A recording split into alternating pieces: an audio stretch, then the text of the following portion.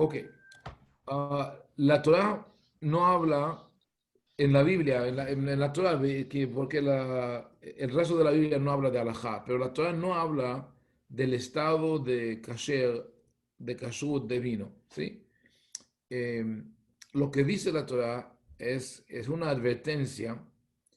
Cuídense que no tomen, eh, que no se acerquen a los paganos en su alrededor, porque ellos los van a invitar para tomar vino y después van a comer de sus sacrificios y después van a casar con ellos. ¿Sí? Eso es lo que dice la Torah. La Torah habla de lo que se llama más tarde Isur Hatanut, la prohibición de casarse con otras naciones. Hay unos que entienden esa prohibición que de una prohibición de relaciones sexuales, ¿sí? Que un judío que tenga relaciones con una mujer no judía o una mujer judía que tenga relaciones con un señor no judío, que esa es una prohibición. Pero la verdad es que no, eso no está escrito en la Torah.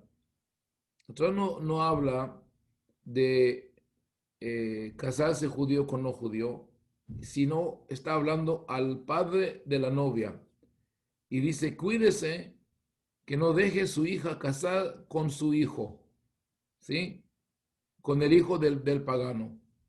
Es decir, que la prohibición no es sobre el acto físico de estar juntos, sino es el acto cultural, espiritual, de asimilación de la cultura ajena, de la cultura pagana, a la cultura judía. La Torah quiere proteger el monoteísmo, que no es un desafío fácil, especialmente en aquel entonces, era muy, muy difícil. Inclusive yo creo que Abraham, cuando mandó a su esclavo, Ebed Abraham, le mandó a llevar una novia para Isaac, la razón por la cual le mandó a Harán no es para traer alguien de la familia, como hay unos que dicen, sino para traer una novia de un país muy lejano, de que queda muy lejos, para que no haya influencia de la familia sobre esa mujer. ¿Sí? Abraham sabía que si lleva para su hijo una mujer canaanita, ella siempre va a estar con la familia y va a estar influyenda por ellos, influida por ellos. Por eso mandó al esclavo a Harán y resultó que tuvo suerte y encontró a la familia de Abraham. Bueno, vuelvo a la prohibición esta. Lo que la Torah dice es que hay que cuidarse de no tener relaciones muy cercanos de amistad con los paganos, porque va a resultar en matrimonio y en asimilación cultural y religiosa.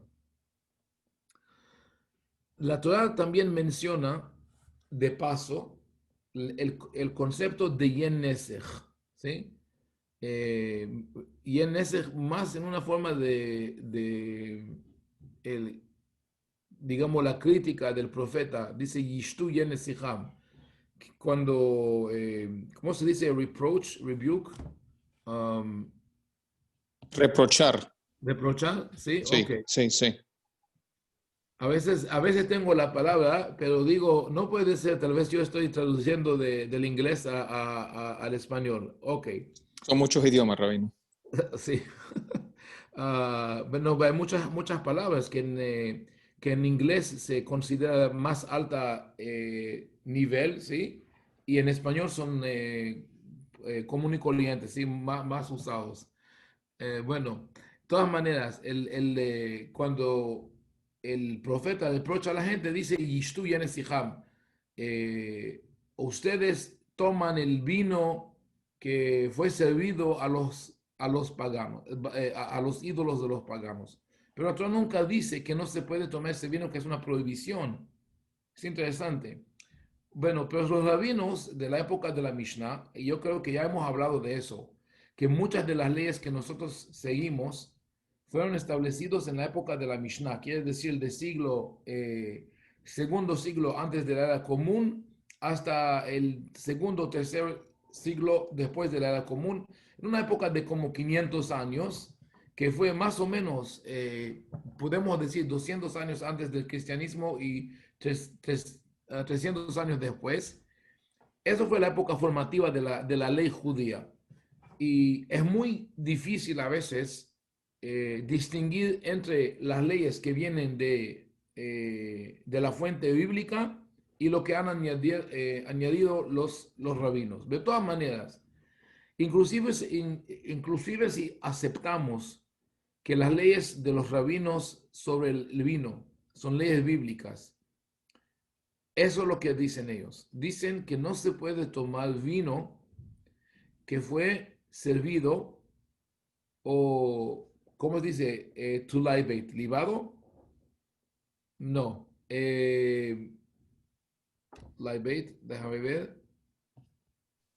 Es como una ofrenda, ¿no? Es una Como una ofrenda a ofrenda, otro. sí. Fue servido como sacrificio a los ídolos. One second. Creo ver si está la palabra exacta. Consagrado. Yeah, Consagrado. consagrado. English to Spanish me da. No, Não bueno, está em português. no, no, el diccionario no conoce esa palabra. Ok. Sí, consagrado Consagrado. servido a Ah, não, ídolo. questão de consagrado. Então, consagrado. Sí, consagrado. Ok.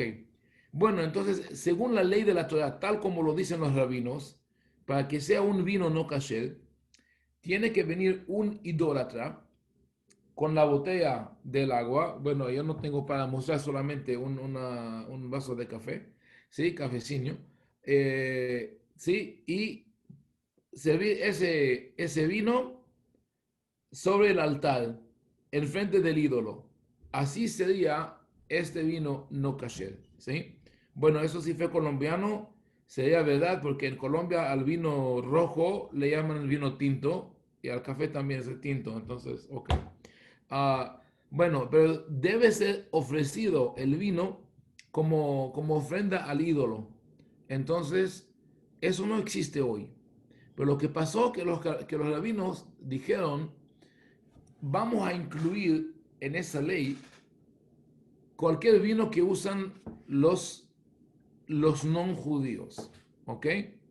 Pero fíjense que ellos no hablaban de cualquier persona que no es judía, sino de idólatras. Vino de idólatras, de paganos, no se puede usar. ¿Por qué? Porque dijeron los rabinos que ellos hacen ofrecen el vino a sus ídolos, incluso sin echarlo en el altar.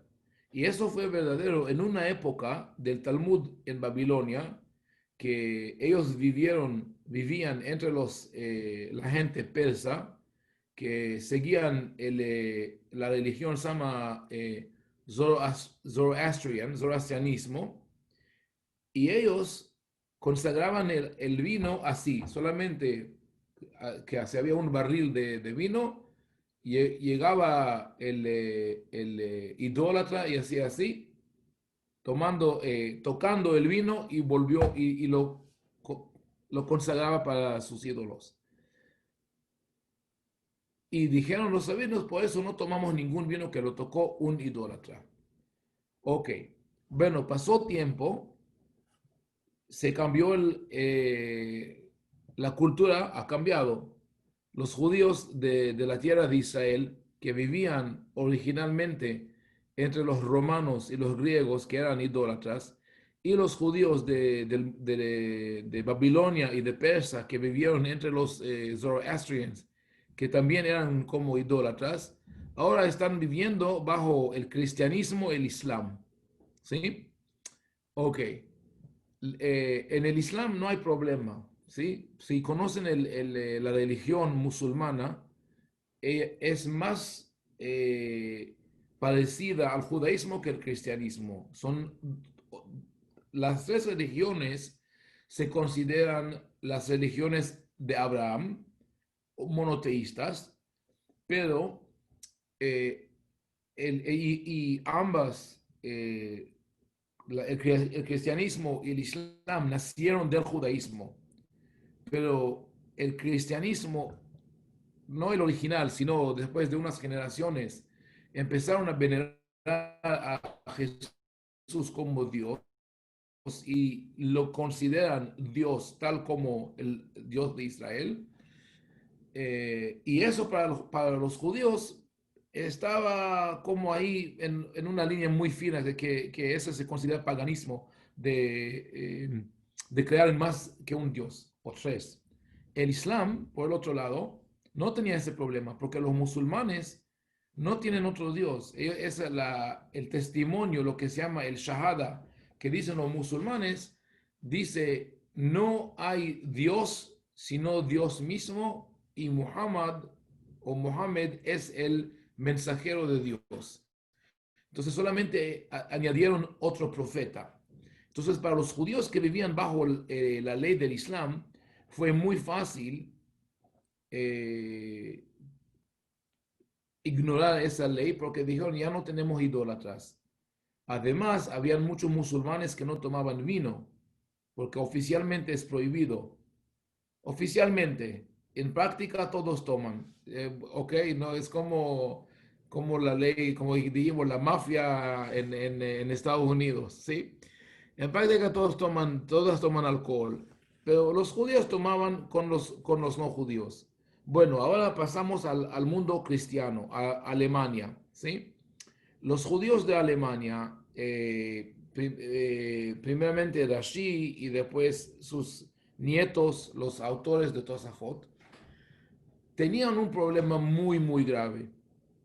Querían seguir las leyes del Talmud sobre la interacción con los paganos, que incluyen no tomar su vino, no comer su pan y también no negociar con ellos en días festivos para su religión, en días sagrados a la religión. El Talmud, la Mishnah y el Talmud dicen que uno no puede hacer negocio con el pagano, y voy a usar esta palabra porque es importante. No uso la palabra no judío, sino pagano, ¿sí? El idólatra o pagano. La Mishnah dice que uno no puede hacer negocio con idólatras en el día festivo, pero no solamente en el día mismo, sino 3 días antes y 3 días después. ¿Por qué? Porque dijeron los rabinos que si uno le vende una cosa al pagano, lo va a usar en la fiesta o después va a ir y agradecer a sus dioses y nosotros no queremos estar involucrados en este hecho que este pagano está rezando a su Dios. No queremos tener parte en eso. Ok. Eso funcionaba en la tierra de Israel cuando vivían entre los romanos que tenían 2, 3 fiestas al año o más, pero en tiempos fijados, ¿sí?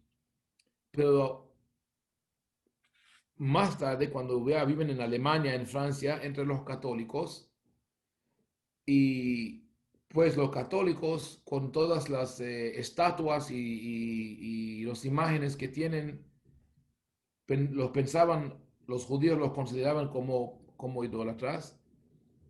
Inclusive entre los cristianos hay unos que llaman, yo enseñaba, ¿cómo se dice? Curas y pastores y todos, y ellos decían, bueno, ellos los católicos son paganos, no hablamos con ellos, y los adventistas y los evangélicos y los protestantes dicen, oh, ellos son paganos, nosotros somos los cristianos, y decían. Entonces, los judíos en el principio dijeron, bueno, es el mismo paganismo que el paganismo romano. Pero después empezaron a pensar, bueno, ¿qué vamos a hacer si consideramos los cristianos como paganos? y consideramos el domingo como día festivo porque todos van a la iglesia para oír la misa y todo eso, ¿sí? Y si la halajá dice que no se puede hacer negocios con los paganos 3 días antes de la fiesta, 3 días después de la fiesta, ok, entonces 3 días antes del domingo, 3 días después del domingo no puede hacer negocio con los paganos, no te quedó ningún día. Ya se acabó el cuento. Entonces no tenía otra opción, sino reconsiderar todo ese asunto. Y llegaron a la conclusión que el cristianismo, aunque no es religión, no es una religión que es permitida para un judío practicar, es decir, que si un judío practica el cristianismo o crea en el cristianismo, se considera hereje para los no judíos no es una idolatría. Entonces podemos negociar con ellos. Es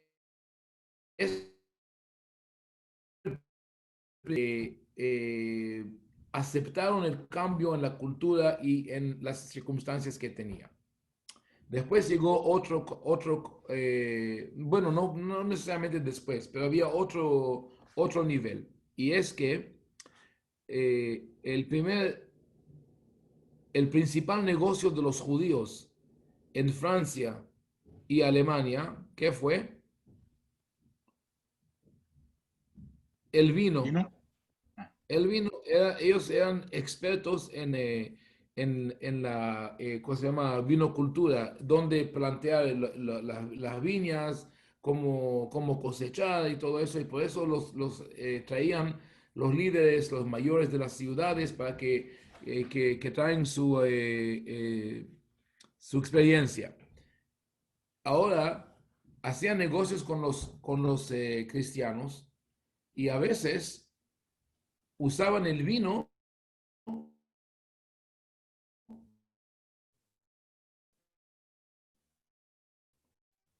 es decir, un alemán, digamos, debe a un judío 1.000 francos, ¿sí? O cualquier moneda que tenían, y dice, bueno, toma mi 100 barriles de vino como colateral, como forma de pago. Y este judío lleva esos barriles y se lo da a otro no judío.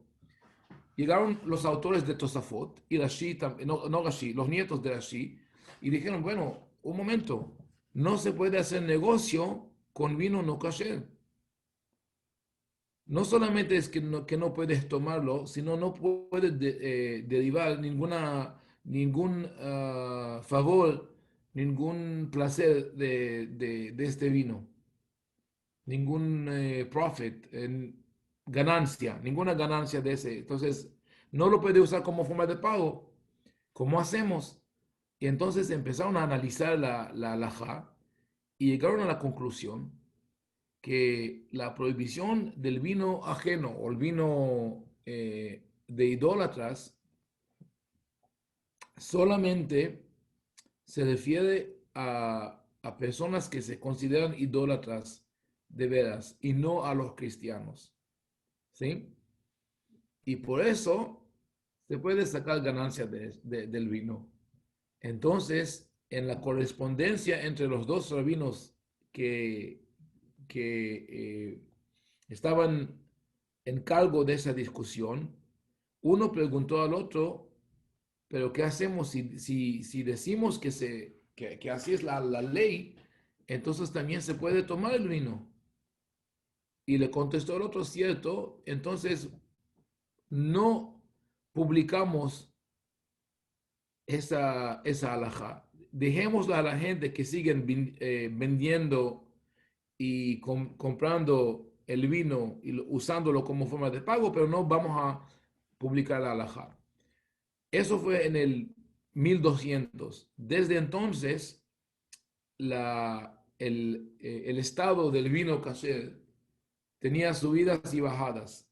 Habían épocas que la gente sí tomó el vino y si no, no tomó el vino. En Italia, en el 1500, 1600, todos tomaban vino que fue hecho por no judíos, ¿sí? Y había una campaña de rabinos contra eso. Y después en 1700, 1800, y en todas partes, en Francia, en Italia, y Rav Yosef Meshash de Marruecos dice que en Marruecos también todos tomaban el vino comercial. Especialmente el cambio, especialmente fue en este campo comercial que hemos mencionado antes, porque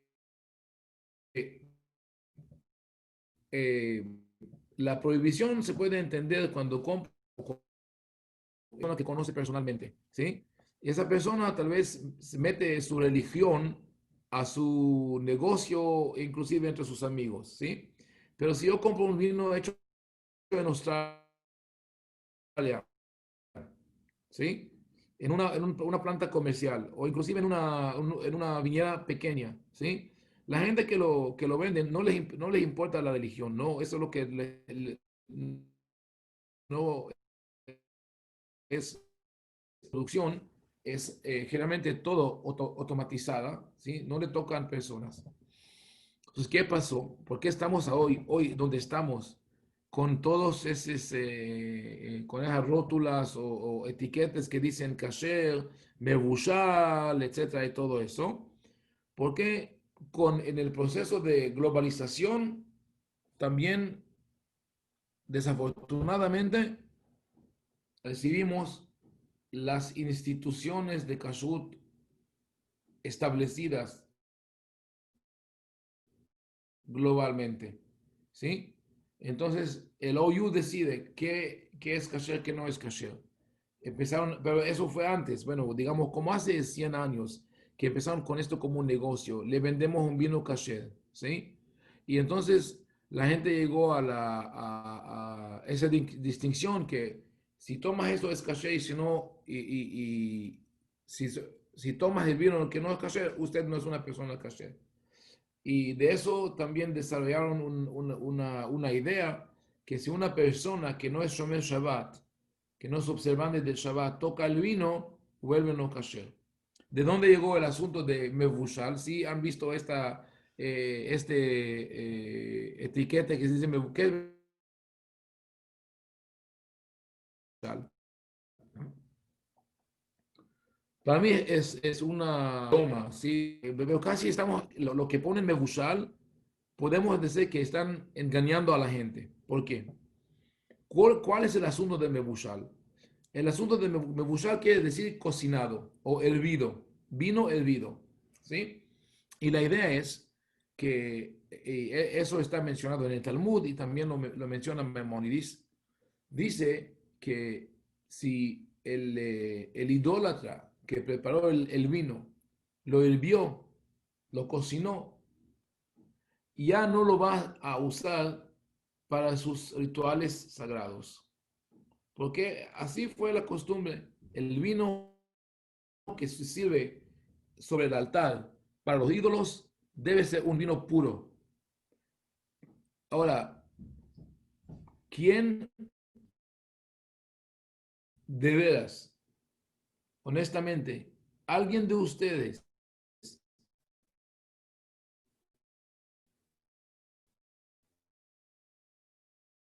ha comprado con especies, con otras cosas, ¿no? Con hierbas? No se hace. Nadie lo hace. Sí hay vino para cocinar, pero bueno, la gente no cocina el agua, el vino hoy. La razón de que lo hacían en la antigüedad es que no tenían maneras para preservar el vino. Y entonces, si dieron cuenta que el vino se vuelve roto, ¿sí? Lo cocinaban y lo añadieron miel y canela o cualquier cosa que tenían para que no se dañe. Entonces, este vino se considera de baja calidad y no lo van a servir sobre el altar. Y por eso en la antigüedad dijeron que si es cocinado no hay problema. Bueno, pero hoy en día tiene que decidir o se fije en las costumbres de los idólatras o no. por un lado dices, no podemos tomar ningún vino porque consideramos a todo el mundo idólatra. Y no es verdad. Por el otro lado dice, si este vino está cocinado, esos idólatras no lo van a usar. Pero este vino que compras, a veces con ese etiquete que dice Mebushal, puede ser uno de los vinos más finos y caros, que ¿por qué no lo usan en el altar? Es igual como el otro vino. Por eso digo que es una engañanza aquí que es muy, muy problemática. Y Dios quiera, cuando publico mi libro de Alajá, eso lo voy a escribir claramente, que cualquier vino es kasher. Cualquier vino, si no lo compra, si no vas a un monasterio comprándolo de los curas, y inclusive allá, si no tiene razón de pensar que eso es el vino de que ya fue servido en el altar y después lo cogieron y te lo venden, no hay ningún problema. Bueno, eso fue lo más largo de lo que es necesario para discutir el vino, pero es importante para que entendamos el desarrollo histórico, ¿sí? Cuando empecemos, Rabino, cuando empezamos a cualquier asunto de Alajá, entender la historia, sí. eh, Michael. sí, es muy, I'm sorry to interrupt, es muy interesante lo que tú acabas de decir con eso, porque yo no sé Brasil, yo pienso que sea la misma cosa para Brasil, pero en los Estados Unidos y en Europa, el Departamento de Salud no les dejaría sacar el vino, ponerlo abajo de un altar, dejarlo abierto y después venderlo, porque es un problema de Claro, salud. sí, Entonces, de claro, cualquier manera, te refuerza más la idea. sí. Por eso Just like digo, that, lo mismo USDA con Halal Israel, con OU es la no, misma cosa. Alab Israel es una locura y una mentira. Y bueno, Diría ya yo, hablamos de eso, Raf, diría yo que es ¿sí? imposible con una empresa tener ya Nesej, imposible. Es verdad, imposible. ¿Cuál es la única forma que se puede conseguir en ese? Bueno, ahora, fíjense, es importante, eso es una idea que el Tosafot que mencioné, ellos hablan de eso. Si hablan con una persona ortodoxa tradicional, ¿sí? Y le dicen lo que yo he dicho, que hoy no hay idolatras, le van a decir sí, pero no es solamente por idolatría, sino por el miedo de asimilación cultural, lo que se llama hatanut, que vamos a casarnos con las hijas de los... Bueno, la respuesta es que en esta misma discusión del Tosafot dicen que no son dos prohibiciones independientes. Una de que no se puede tomar el vino de idólatra y otra que no se puede tomar el vino porque va a casar con persona que no es judía, sino que son atadas una a la otra. Es decir, el miedo del matrimonio asimilado solamente existe donde hay idolatría, donde hay vino de idólatras. Y si eso no es vino de idólatras, no hay este miedo. Y por eso hay mucha gente que me dicen, si el miedo es de asimilación cultural, ¿cómo podemos ir a un bar con mis amigos no judíos y tomar cerveza y whisky y todas esas? Porque ya, como dije, es una cosa de origen antiguo que fue muy específica. El vino que se sirve sobre el altar. Y si eso no está ahí, no hay ningún problema. Luis Claudio, veo que tiene... Eu tenho uma pergunta. Na verdade, são três perguntas, devido ao contexto. Ok, A primeira, o senhor falou sobre os casamentos devido ao temor da assimilação. Né? Se ocorrer que a pessoa, por exemplo, ela não é judia, né? Pero que ela tem um coração temente a Deus e quer se converter. É possível? Não é não há tanto problema, né? ujú, sí, Não há problema, né? no hay problema. Bueno, claro. Na, ¿Estás hablando con certo. vino E a o en segunda, general? I think what he's trying to say, if he has someone that's not Jewish that opens up about a bottle of, Claro let's que say no they're hay in the problema. synagogue and there's a wine and they touch it, you know how the Orthodox say, if a goy touches it or Claro. opens it, it's no longer kosher. So that's why I Sí, think los that's what ortodoxos dicen that que the question inclusive una goes to. persona judía que no es Shomer Shabbat, si tocó el vino no se puede tomar. Inclusive conozco una persona, una amiga mía que convirtió al judaísmo muy, muy, como digo, con devoción, ¿no? Si está muy así eh, exigente Muy de su dedicada. dedicada, muy dedicada, y me dijo que fue invitada por Shabbat a unos amigos ortodoxos y no la dejaron tomar el vino. O sacaron el vino y ella dio cuenta y fue muy ofendida. Sí. Ok, Luis, ¿qué es otra pregunta? Juan, ele habla que não se pode fazer negócio com os não judíos, inclusive ele habla para se o não judío está devendo la plata, então no dia de nossa festividade tu tem que ir lá cobrar dele, porque Rambam Sí, considera os pianos paganos.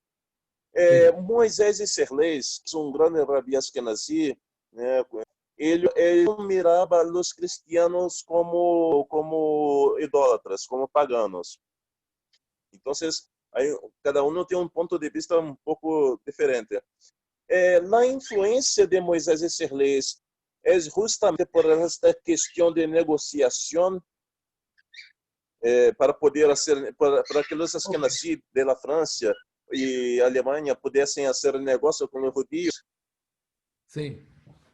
Bueno, y digo que eso fue problema más para los rabinos de los judíos de Alemania y Francia.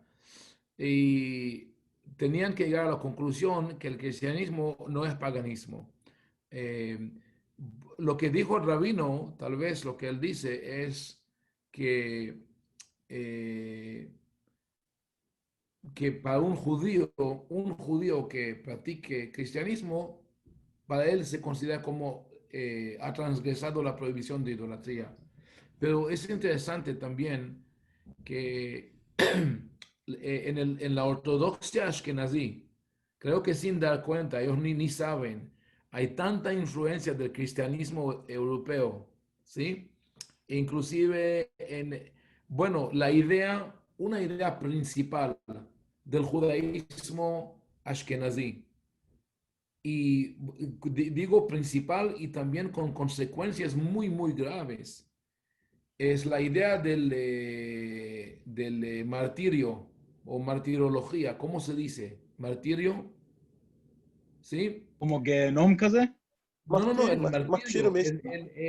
Martirio. morir, Martírio. martirio, morir en el nombre de Dios. ¿Sí? Okay, Martírio. okay, okay. Sí, eso es una idea cristiana, no es una idea judía. Lo Y único que musulmana puede... también. ¿Cómo? Y musulmana también, porque todos los terroristas se mueren así. Musulmana es muy, muy... es una cosa recién, es una cosa nueva para los musulmanos. No es una cosa, en su historia hasta como 1900 casi no existía. Es esa idea de que uno muere en el nombre de Dios. ¿Sí? ¿Dónde encontramos esa idea en el... bueno, desviamos un poquito, desviamos de Kashub, es importante. La idea de morir para Dios, ¿dónde la encontramos en la Biblia? En la cuenta en el cuento de Abraham, ¿no? Abraham y Isaac, en Akedat Isaac, ¿cómo se dice? Akedat Isaac, the binding of Cuando Isaac. iban a sacrificar a Isaac. Sacrifício de El Isaac. sacrificio de Isaac. Bueno, pero la gente no da cuenta que al final, ¿sí? ¿Cómo acabó este cuento? Que Dios le dijo gracias, no quiero que me sacrifique su hijo. Y también, si saben Tanaj bien, si saben la Biblia, me imagino que sí. En el libro de Mija, en el sexto capítulo, el versículo 7 y 8, ahí dice el profeta, ¿qué es lo que Dios quiere de mí? ¿Qué es lo que Dios exige de mí? ¿Quiere que le doy ovejas, que le doy carneros, que le doy res, que le ofrezco aceite? No. ¿Que le doy mi hijo como sacrificio? No. ¿Qué es lo que Dios quiere?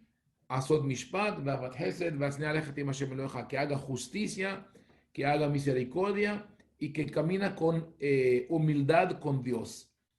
Es decir, el mismo profeta Mijá nos dice que el sacrificio de Isaac nunca sería aceptable por Dios, que el mensaje fue, uno no debe morirse por Dios, sino debe vivir. Bueno, lo que pasó que el cristianismo antiguo fueron perseguidos por los romanos y matados por los romanos, y toda esa idea de la crucifixión es que Dios, Jesús mismo muera para la humanidad. Entonces llegan los judíos a Alemania en el noveno siglo y ven que alrededor, todas partes, son las imágenes de la cruz, y están hablando de los mártires y de los santos, y dicen, bueno, nosotros no podemos ser menos que ellos. Entonces, cuando tenían la opción de morir o convertir o huir, decidieron a quedarse y morir, no solamente morir, sino matar a sus propios hijos.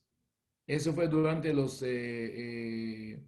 eh, cuando los cruzados te dice, Eh, Cruzadas. las cruzadas, gracias. Las Are you cruzadas, talking about Matzada also? When they all Masada, they had Masada fue, yeah, sí, like they had sí, Masada fue un cuento similar, pero eso no fue por razones religiosas, sino por razones políticas. Ellos luchaban contra los romanos, y el resultado fue que cometieron suicidio todos. Y los rabinos de veras no querían ni hablar de este cuento de Masada, ¿sí? Porque porque creían que no era necesario. Ah, fíjense que los judíos sefaradí, los judíos de España, cuando fueron dado la opción de aceptar la religión o salir del país, la mayoría salió del país. Sí, fueron de España a Portugal, y de Portugal después al Nuevo Mundo, o al Imperio Otomano, cualquier que lo han aceptado. Y bueno, había gente que quedó y se convirtió al cristianismo, y solamente más tarde llegaron esas acciones que se llama la auto da fe, que la gente murieron por su religión, pero fue la minoría del judaísmo sefaradí, no fue la mayoría. Y eso también fue ya bajo la influencia del cristianismo. Imagínense que si el judaísmo sefaradí fuera como el judaísmo ashkenazí, cuando la Inquisición empezó sus persecuciones contra los judíos en el 1250, eso fue mucho más temprano que la expulsión. De pronto todos habían preferido morir por Dios y no seguir con esa religión. Entonces nos hemos salvado, ¿sí? El precio es que muchos perdieron su religión, sus raíces, pero están vivos, y ojalá con la iniciativa que tenemos nosotros y otros, vamos a atraer todas esas personas que los reyes hispánicos, todo lo que hicieron, esa atrocidad. Pero es importante entender que el judaísmo, y como cualquier religión, cualquier cultura, no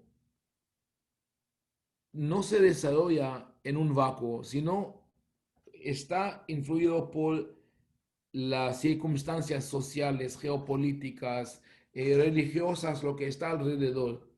Entonces, el judaísmo ashkenazí tiene una influencia muy, muy honda de la cultura cristiana, católica, alemán principalmente. Y eso también incluye la disposición ashkenazí hacia la halajá. Y eso lo digo con mucho respeto a todos mis amigos ashkenazim. No, no es en una forma, no lo estoy criticando, sino es la verdad, es hecho de realidad que su religión es mucho más, digamos, no, ¿cómo puedo decir? Bueno, no tiene el regocijo de vida que tiene el judaísmo sefaradí. Está animada, la religión ashkenazí está animada por miedo, por culpa y por vergüenza. Qué vergüenza que no hiciste eso. ¿Sí? Si no hace eso, Dios le va a castigar. Y tengo miedo de que no me va a pasar algo. El judaísmo sefaradí bueno, lo hago con regocijo. Por ejemplo, llega Pesa, un judío sefaradí se siente a la mesa y coma y está feliz que llegó Pesa, ¿sí? Come arroz y come casi, bueno, muchas cosas que puede comer. En un judío ashkenazí, ay, eso no puedo, eso no puedo, no puedo, y todo el Pesa está llorando, ¿quién sabe que he comido hametz? Ya déjese, relájese un poquito, pero eso es un producto de la influencia cristiana. Y bueno, de todas maneras, eso fue el vino y el próximo capítulo en el libro habla de peces y en eso es una cosa muy fácil. Pero yo no creo, no, Israel, no hablé con usted. Alguien me llamó, me mandó un texto hace como 2 semanas para preguntarme sobre bueno, Eduardo me puede decir cómo se llama el sturgeon, cómo es su nombre, esturión, Esturjão. esturión, esturión o Esturjão. esturión, ok, o pez de espada también se llama, ¿no? Ok, What is that, a swordfish? swordfish, yeah. Oh. Entonces me preguntó que si es kasher. Le dije que sí, que hay unos que dicen que sí, no puede ser. No puede ser, pues, porque el mejor caviar llega de este pez y siempre lo han dicho que no es kasher, que no se puede comer. Y le di las fuentes, que las comunidades en el Magreb, en el norte de África, en Italia, comían este pescado porque decían que sí tiene, ¿cómo se dice? Escalas, em, Escamas. escamas. Sí tiene escamas, pero son muy pequeñas y se los pierde cuando lo sacan del agua. Entonces lo ponían en toallas o en toallas y, y lo rasgaban y se salían esas escamas pequeñas y lo comían. Y aún más habían comunidades que comían, eh, ¿cómo se dice? Eel, Enguia. anguila. Anguila, Enguia. yeah. Bueno, en español es águila o anguila.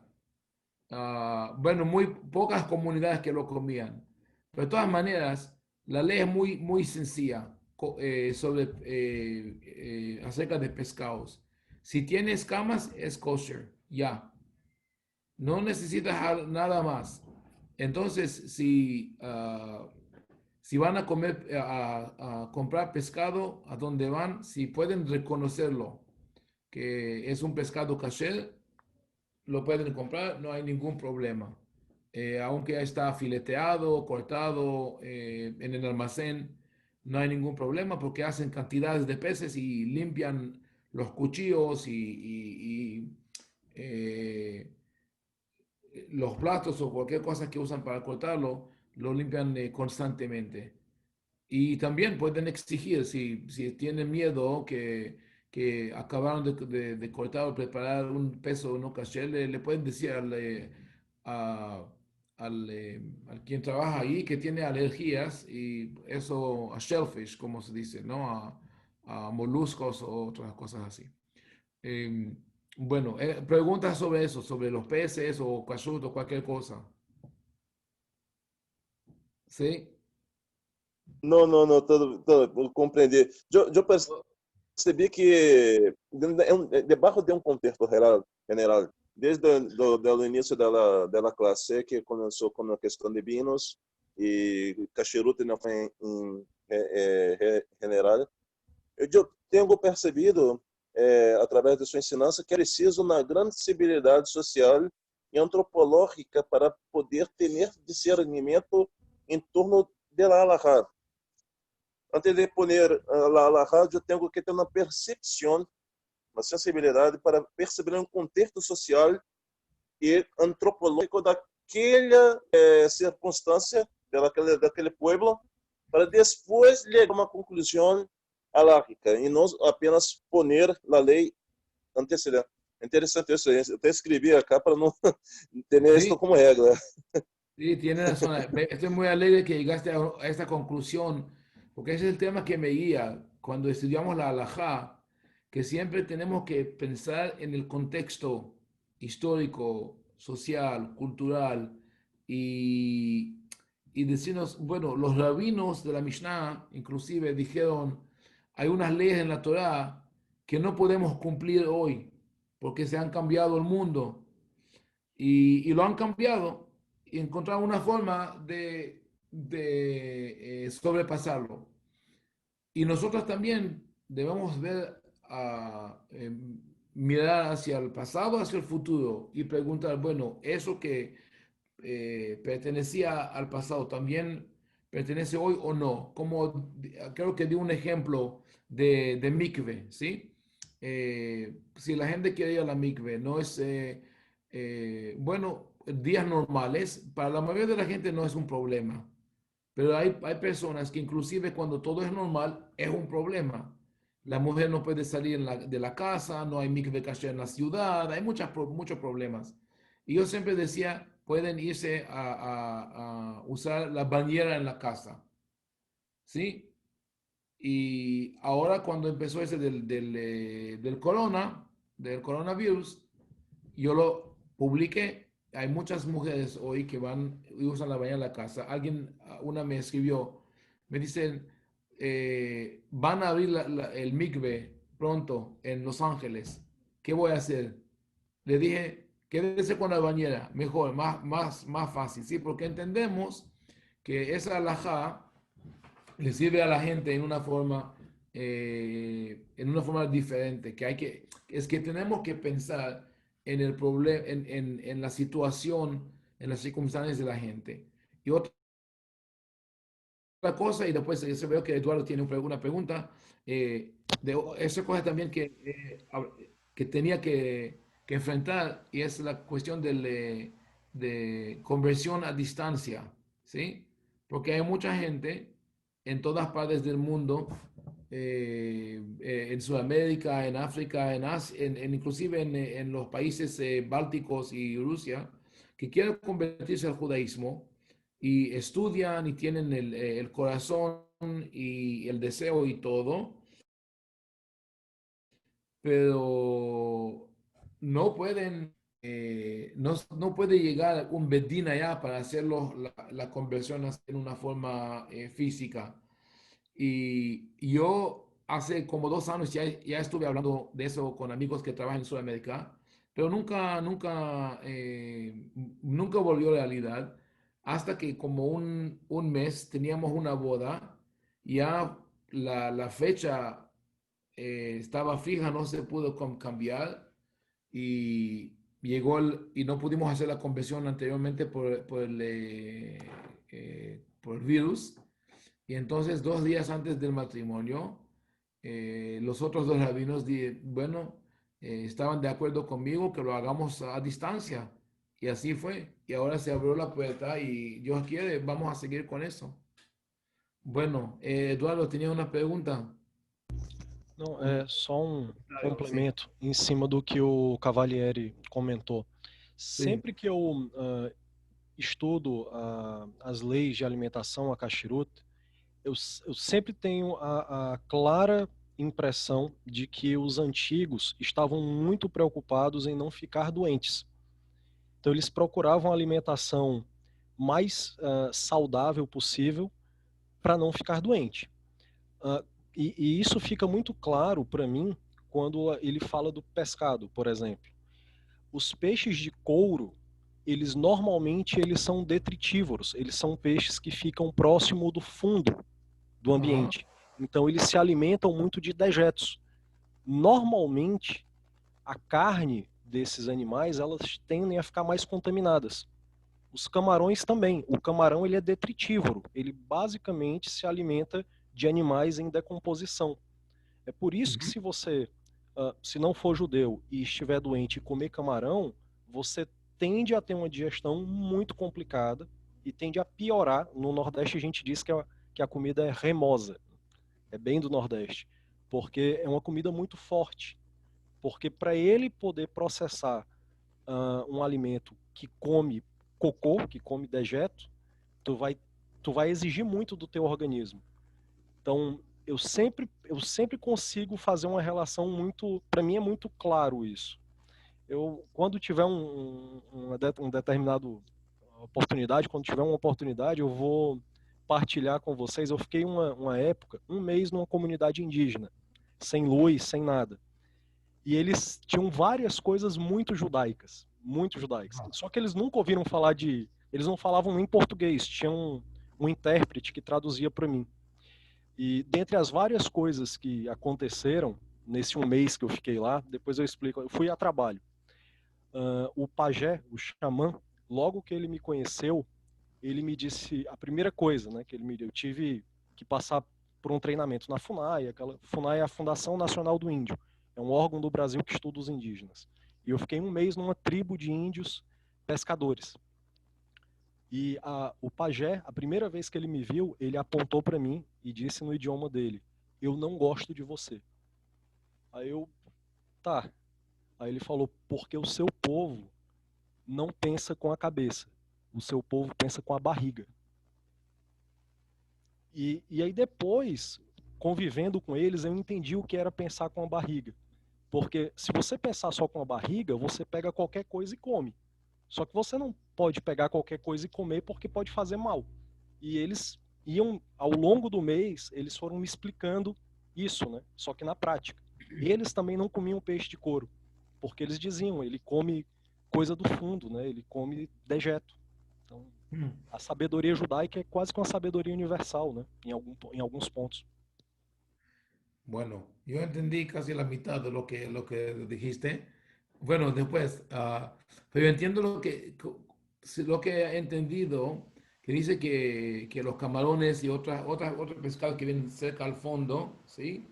Su forma de Shrimp, digestión, ¿sí? shrimps and the don't-teleost fishes, usually they eat the dejetos. They are Ujú. detritivores, you know? Ajá. And Ellos usually comen, this is not good for the digestion. no good for digestion, yeah. Es interesante porque la halajá dice, es una cosa que muchos no saben, que esos camarones o algo así, ¿sí? Que crecen no en el mar, sino en agua, en contenedores, sí se puede comer.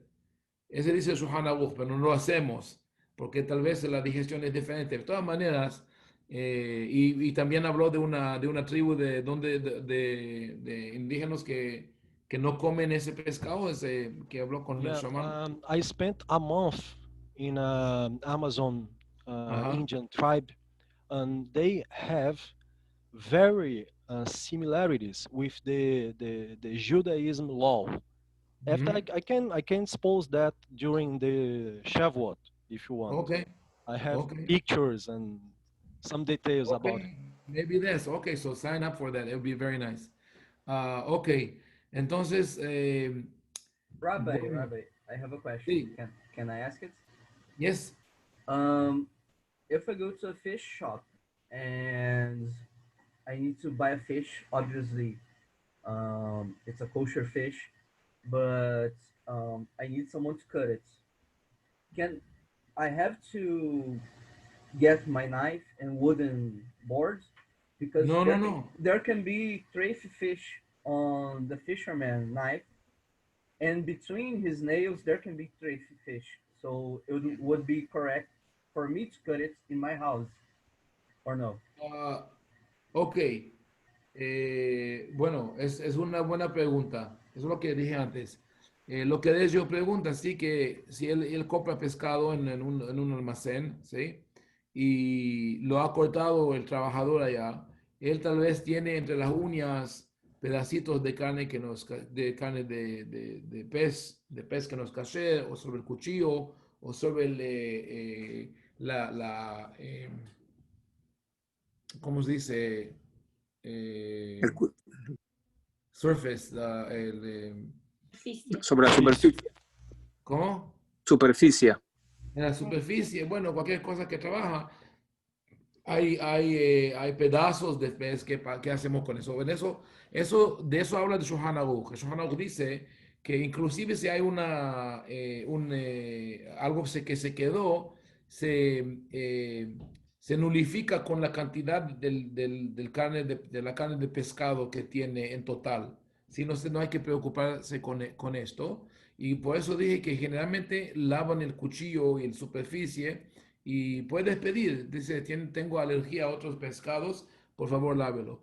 Y yo creo que te mencioné ese cuento, que cuando estuve en Brooklyn, la gente compraba pescado a un almacén no kasher, pero lo hacían escondido. Y me preguntaron, le dije, no, claro que si pueden. Y yo mismo fui y empecé a comprar allá un mercado de coreano de pescado.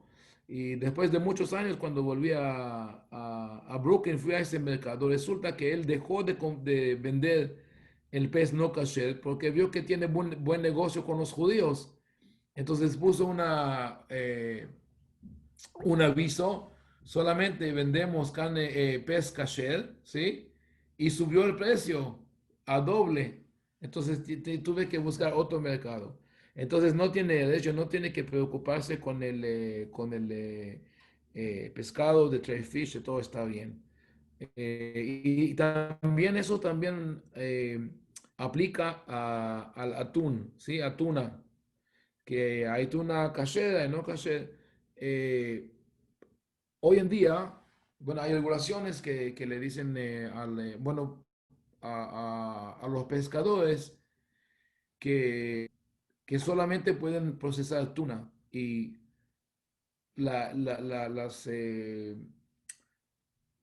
las autoridades de Kashrut te dicen que tiene supervisión, no es verdad. Ellos no pueden supervisar los barcos de pescado, ¿sí?